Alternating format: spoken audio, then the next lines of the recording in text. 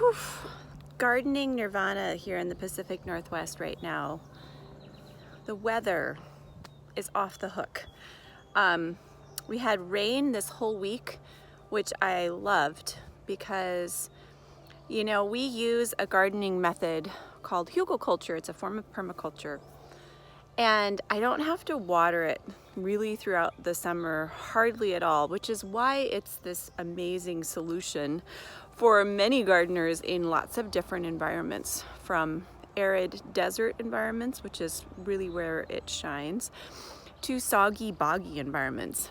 We specifically chose the location of our hugelkultur beds in an area that was kind of soggy boggy.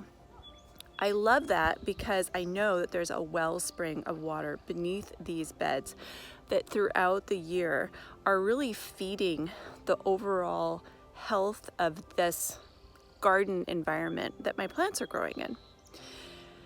But you have to water with, a traditional, hose, sprinkler, irrigation system when you're getting your plants to start. Water is essential to get your seeds to really begin their growth cycle. And water helps your seed basically develop into its plant. So anyway, I've been watering out here a lot, trying to get everything going. And this week, because it was so rainy, I didn't have to. And now you have the magic of the sun arriving after a big rainfall, and it's just like, it's paradise. I wanted to talk with you a little bit about a fertilizer that I really like to use. I am not sponsored by them at all. So this is just a fertilizer that I love. I've been using since day one, really, since I started gardening.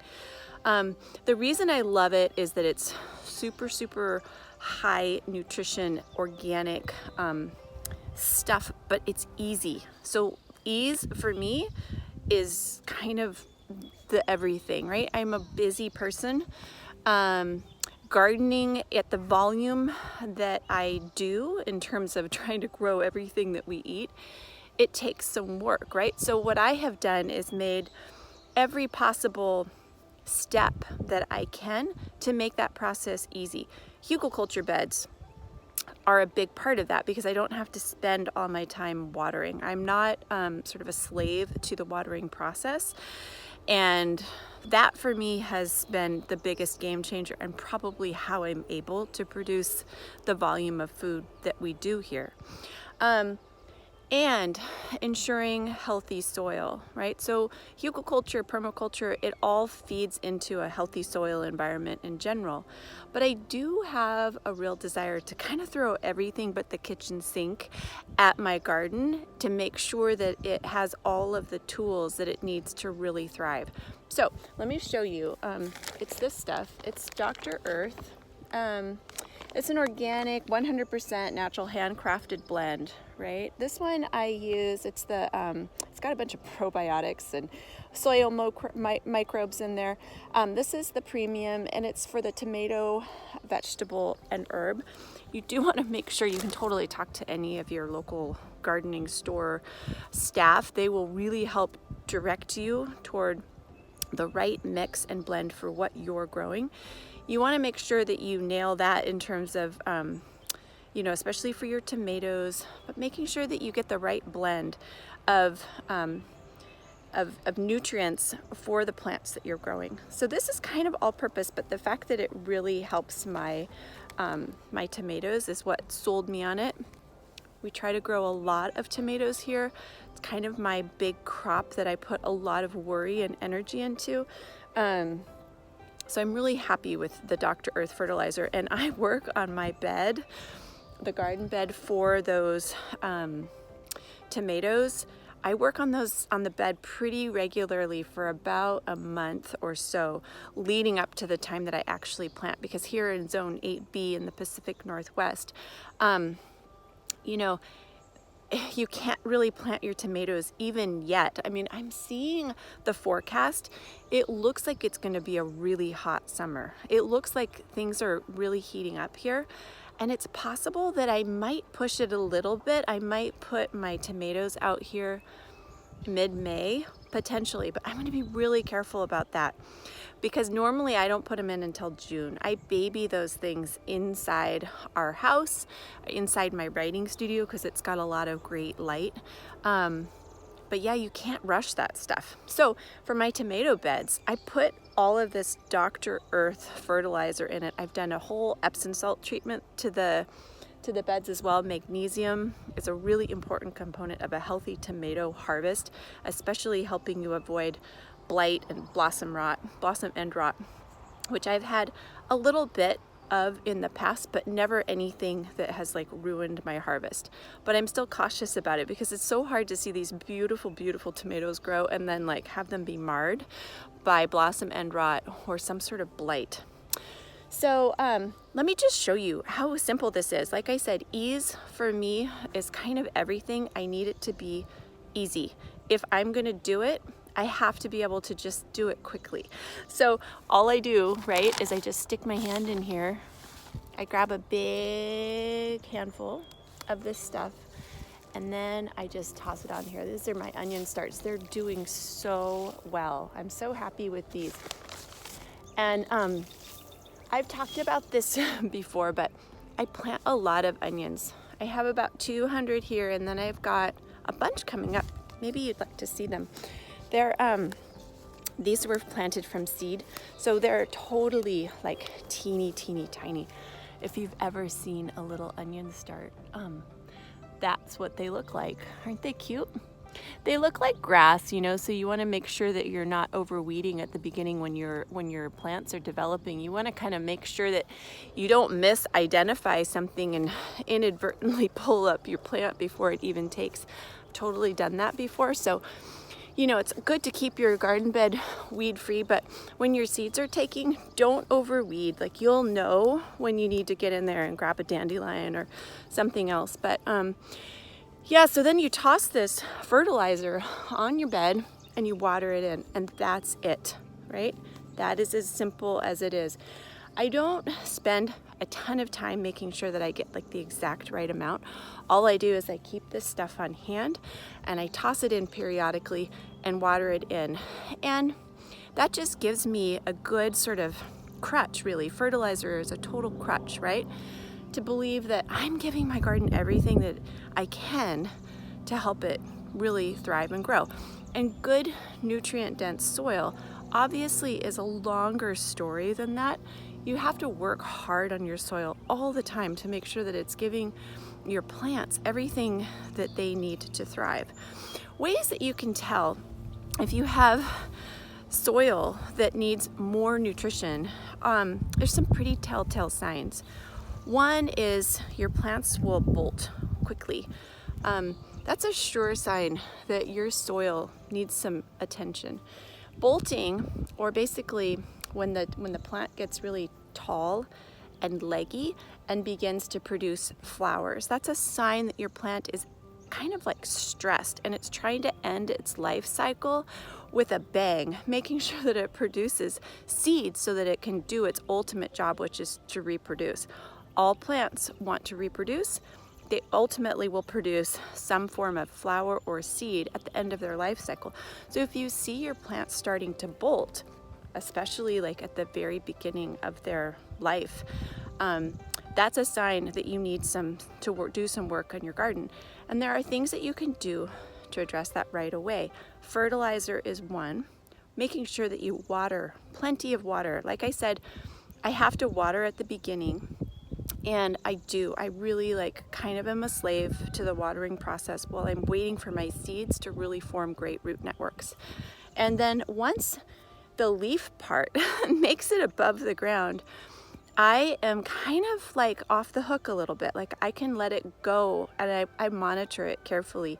But I have had some stuff bolt before when I just wasn't giving it enough water. Also, fertilizer, nutrient dense soil. And the other big thing that you'll kind of see happen is if you're overcrowding a plant. I am a big overcrowder in my garden. I plant like a lot of stuff and I really try to use as much space as possible, and I really plant like more probably in some cases than I should, but I monitor it because I know that that's something that I do and it's something that I'm okay with. I really kind of push the envelope on how much I can crowd into a space, but I'm always watching to make sure that I'm not overcrowding, causing my plants to stress and then bolt too soon, because that ruins the whole thing. Like if I don't get to have the bok choy that I really worked on to grow and it bolts too fast, which by the way, bok choy has a tendency to bolt more quickly than a lot of my other things do. That's why I mentioned it. Then I really scale things back. I will totally go in and start thinning things out. I'll address any soil issues by using my fertilizer amendments, and I will make sure that I'm watering deeply. And watering deeply is really important when you're trying to get your plants to really take, first of all, as roots, but then also like to form roots, but then also as they're still really kind of forming their leafy parts. You have to water the soil deeply. You're gonna want to kind of check that. You can just, do a finger check really, and do like a poke in the soil and make sure that what you're doing is fully getting in there. So here, I'm just gonna show you, I haven't watered this in yet. This is just my fertilized soil. And look, I'm gonna look kind of deep in here. So my whole finger in here, I can feel the moisture down in there. This is soil that is doing okay, but I need to water it. If I don't have water that soaks deeply in, then the plants, the roots aren't going to be able to reach that water, and that's what you need. So water deeply, fertilize frequently, thin as needed, and obviously know your strengths and weaknesses as a gardener. Like if you're somebody who really is following everything to the T and making sure that you just plant things with a lot of space, that's not going to probably be your issue. If something starts to bolt, then you can kind of like sort it out looking at soil health and water more likely.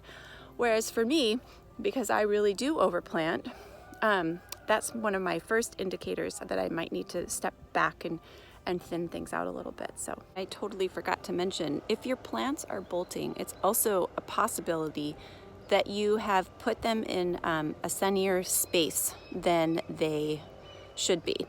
So we have a pretty sunny spot. Like I picked this whole area in the garden, in the yard, specifically because I studied the sun cast for like a year. I mean, I really did. Look at that. It's got like some good dirt. And really like, because we're getting sun kind of like the whole day, I'm actually gonna move most of my green leafies up into our kitchen garden, because the kitchen garden is going to be a really good space for, immediate like going out and harvesting and cutting for whatever we're making. But all of our lettuces and our hardy greens, especially like the spinaches, those could be really prone to bolting as well in an oversun environment. I think are going to do great in the kitchen garden space. So look at that too. Are you potentially over sunning your green leafies for your cucumbers, squashes, tomatoes, potatoes? Like that's not going to be a problem. So pick your sunniest zones for those. And if you have like even a shady garden, if you're a shady space kind of primarily that you're working with, then kind of go to town with those green leafies, and the roots too will often do well. But again, like you're not really going to see an issue with rooted vegetables having too much sun. You might see like in a beet green that they start bolting, and then that's a sign that it's probably time for you to harvest your beets and get them at the peak of flavor. But do look at that too. When you're planning out your garden, think about those zones, those gardening zones within your space. And like maybe it would be possible that those green leafies would do better kind of tucked under something. Like, you could look for a good space where you know, really look at your companion planting, but look at, like, maybe you could do all of your little lettuces underneath a really vibrant big plant like your borage, you know, or tucked underneath a giant artichoke. And those will then kind of stay with you, harvestable and fresh and tender before bolting. I'm gonna start watering now, get all of this fertilizer to really soak in, and I'm gonna hang out and enjoy this sun. So I hope you guys are doing really well. I'll talk to you soon. Bye.